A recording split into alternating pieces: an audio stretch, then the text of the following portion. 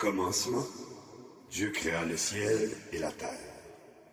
La terre n'était que chaos et vide. Il y avait des ténèbres à la surface de l'abîme, et l'Esprit de Dieu planait au-dessus de l'eau. Dieu dit qu'il y ait de la lumière, et il y eut de la lumière. Dieu vit que la lumière était bonne, et il sépara la lumière des ténèbres.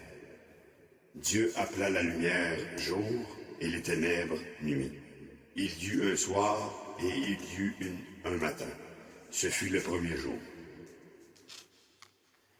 Dieu dit qu'il y ait une étendue entre les eaux pour les séparer les unes des autres. Dieu fit l'étendue et sépara ainsi l'eau qui est au-dessous de l'étendue de celle qui est au-dessus. Cela se passa ainsi. Dieu appela l'étendue ciel. Il y eut un soir et il y eut un matin. Ce fut le deuxième jour. Dieu dit que les eaux qui sont au-dessous du ciel se rassemblent à un seul endroit et que le sec apparaisse. Et cela se passa ainsi. Dieu appela le sec terre et la masse des eaux mer. Dieu vit que c'était bon. Puis Dieu dit que la terre produise de la verdure, de l'herbe à graines, des arbres fruitiers qui donnent du fruit selon leur espèce et qui contiennent leurs semences sur la terre. Et cela se passa ainsi. La terre produisit de la verdure, de l'herbe à graines, selon son espèce, et des arbres qui donnent du fruit et contiennent leurs semences selon leur espèce. Dieu vit que c'était bon. Il y eut un soir et il y eut un matin. Ce fut le troisième jour. Dieu dit qu'il y ait des luminaires dans l'étendue du ciel pour séparer le jour de la nuit.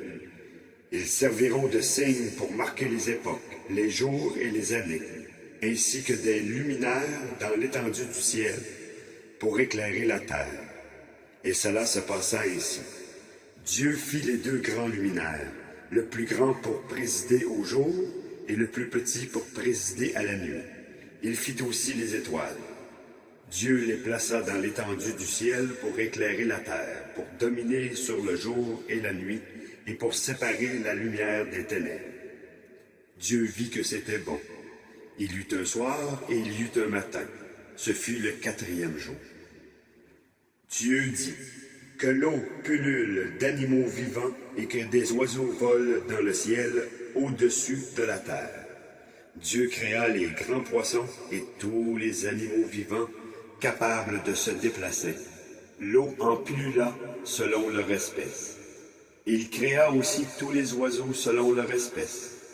Dieu vit que c'était bon, et il les bénit en disant, « Reproduisez-vous, devenez nombreux et remplissez les mers, et que les oiseaux se multiplient sur la terre. » Il y eut un soir, et il y eut un matin. Ce fut le cinquième jour.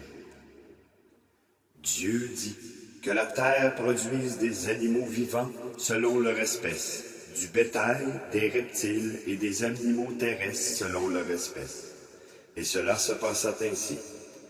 Dieu fit les animaux terrestres selon leur espèce, le bétail selon son espèce et tous les reptiles de la terre selon leur espèce. Dieu vit que c'était bon. Puis Dieu dit, faisons l'homme à notre image, à notre ressemblance, qu'il domine sur les poissons de la mer, sur les oiseaux du ciel, sur le bétail, sur toute la terre et sur tous les reptiles qui rampent sur la terre. Dieu créa l'homme à son image. Il le créa à l'image de Dieu. Il créa l'homme et la femme. Dieu les bénit et leur dit, reproduisez-vous, devenez nombreux, remplissez la terre et soumettez-la. Dominez sur les poissons de la mer, sur les oiseaux du ciel et sur tout animal qui se déplace sur la terre. Dieu dit aussi, je vous donne toute herbe à graines sur toute la surface de la terre, ainsi qu'à tout arbre portant des fruits avec pépins ou noyaux. ce sera votre nourriture. À tout animal de la terre, à tout oiseau du ciel et à tout ce qui se déplace sur la terre, à ce qui est animé de vie, je donne toute herbe verte pour nourriture. Et cela se passa ainsi. Dieu regarda tout ce qu'il avait fait, et il constata que c'était très bon. Il y eut un soir, il y eut un matin, ce fut le 6e jour. C'est ainsi que furent terminés le ciel et la terre, et toute leur armée. Le 7e jour, Dieu mit un terme à son travail de création. Il se reposa de toute son activité le 7e jour. Dieu bénit le 7e jour et en fit un jour saint, parce que ce jour-là, il se reposa de toute son activité, de tout ce qu'il avait créé.